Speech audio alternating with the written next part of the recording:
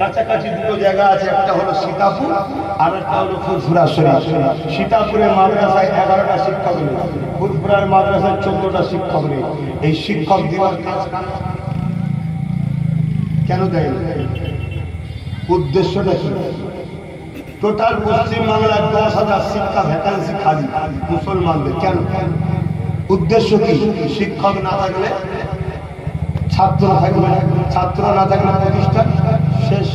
কেউ বলডুজার দিয়ে ভাঙছে, কেউ শিক্ষক না দিয়ে মাদ্রাসাকে মিটাচ্ছে। দুজনেরই লক্ষ্য একটা, ইসলাম মিটাও। মাথায় ঢুকছে? তার আরেকটা নমুনা এই যে দীঘাতে রাজকোষের টাকা খরচ করে 2.5-3 কোটি টাকা খরচ করে, যেটা বেড়াবার সর্বধর্মের মানুষের বেড়াবার জায়গা ছিল, সেটাকে একটা বিশেষ ধর্মের ধর্মস্থান করে দিল। মাথায় ঢুকছে না? তাহলে আস্তে আস্তে রাষ্ট্রটাকে কোন দিকে নিয়ে যাচ্ছে? ও যেদিকে নিয়ে যাচ্ছে, এও সেদিকে নিয়ে যাচ্ছে। কারণ এরা দুজনাই একটা কোম্পানির প্রোডাক্ট বিক্রি করছে, যে কোম্পানির নাক খুলে আছে। শুনছো? যে আজও না বলো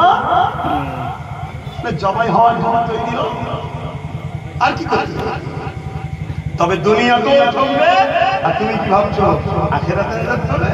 হ্যাঁ, আল্লাহ দিনের দুশমনের সঙ্গে থেকে মাদ্রাসা দুশমন, মসজিদের দুশমন, কবরস্থানের খানকার দুশমন, এক ইসলামের দুশমনের সঙ্গে থেকে পরকালে নাজাত পাবো, এই আশা করাটা সব থেকে বড় মুশকিল কাজ হবে।